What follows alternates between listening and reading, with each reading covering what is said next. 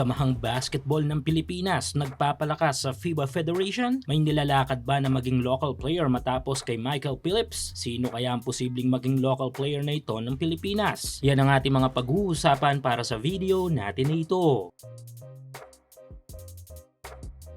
Matapos ang natamo nating dalawang matinding talo sa last FIBA window ng World Cup Asian Qualifiers, ay ang salitang bawi sa ngayon ay ang nasa isipan ni na Coach Tim Conat ng SBP. Kaya sa susunod na window ay kailangang magpalakas hindi lang ng mga plays kundi pati na rin ng ating lineup. Kung sana'y kung kinakailangan ay dapat mag-upgrades tayo ng mga malalaro. Yung tipong magsama sa pool of players ng ilang pa nating mga Pinoy-blooded players overseas upang mas mapalakas pa ang ating lineup. Pero syempre kailangan munang makapasa ang ilan sa mga ito upang makonsiderang local player ng mismong FIBA Federation. Pero ang good thing ay tahimik na ginagalawan niya ng Samahang Basketball ng Pilipinas. Nito lang ay ginulat nga tayo ng SBP dahil nga sa biglaang pag-anunsyo ng pagiging local player ng double-double machine ng UAAP na si Michael Phillips. Literal na nakakagulat na nailakad ng SBP si Motor Mike sa FIBA. Suportahan ang inyong paboritong team sa PBA, NBA at MPBL o kahit pa nga sa mga overseas league. Full details sa comment section para maging local player. Kahit pa nga wala pa itong 10 taon sa Pinas na bahagi ng residency at di rin ito nakakuha ng passport before 16 years old or even before 18 years old. Bagay na mahigpit ang FIBA dahil nga sa kanilang lintik na hagop rule. Pero yun na nga at nakalusot ito. Magic, hindi ba? Pero hindi dahil may mga paraan na ginagawa ang SBP para mapagbigyan tayo. At nito lang ay mukhang may pending request pa rin ang Samahang Basketball ng Pilipinas sa FIBA dahil nga sa pabor na balak nilang gawin para sa FIBA Federation. Yes, bali-balita nito lang na open arms ang SBP na i-host ang napostpone na mga laban ng Group C at Group D dahil nga sa sigalot sa Middle East. Kung sakali ay maraming mga laban yan with 8 different national teams. Pero syempre, di naman mag-aalok ang SBP kung di kayang i-host ang mga laban na yan, di ba? Dito lang ay ginawa na nga yan ng Samahang Basketball ng Pilipinas. Nang i-host nila ang naging laban ng Taipei at China. Tila nagpapalakas ang SBP sa FIBA at mukhang may puputok na balitang may bagong magiging local player sa ating national team. Kung sakali, ang ilan sa mga malapit-lapit dito base sa naging case ni Phillips ay sina Ange Kwame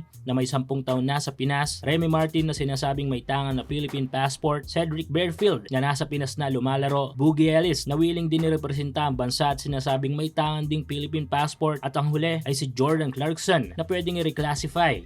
Medyo mahirap nga lang pero pwedeng madaan sa matinding usapan. Kayo mga ka-hoops, sino-sino sa palagay nyo ang pwedeng maging local player para sa ating national team? I-komento nyo lang yung opinion sa ating comment section.